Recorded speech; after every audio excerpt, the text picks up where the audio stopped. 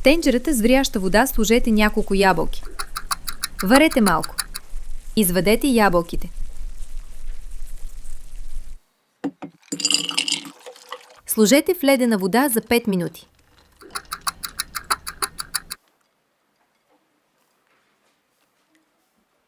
Обелете ябълките.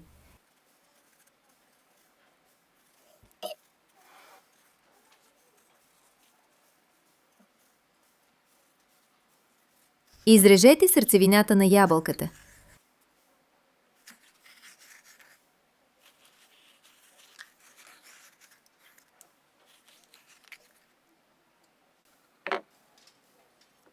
Разтопете маслото в микровълновата фурна. Намажете с масло. В чиния смесете кафявата захар с канела. Овалийте ябълката.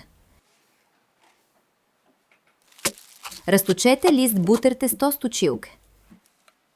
Изрежете кръгове от тестото.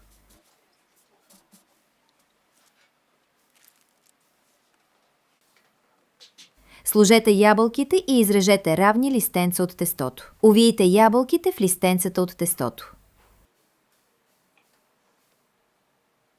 Сложете в тавата за печене. Нарежете наситно сърцевината на ябълките. В тигана с разтопено масло запържете сърцевината на ябълките.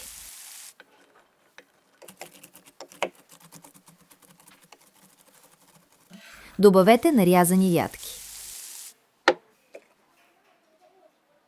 Мед, кафява захар, канела. Разбъркайте добре.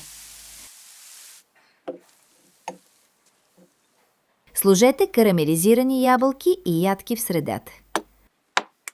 Отделете един жълтък.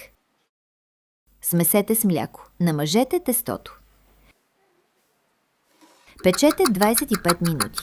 В купата със сметана добавете пудра захар, кондензирано мляко, гръцко кисело мляко.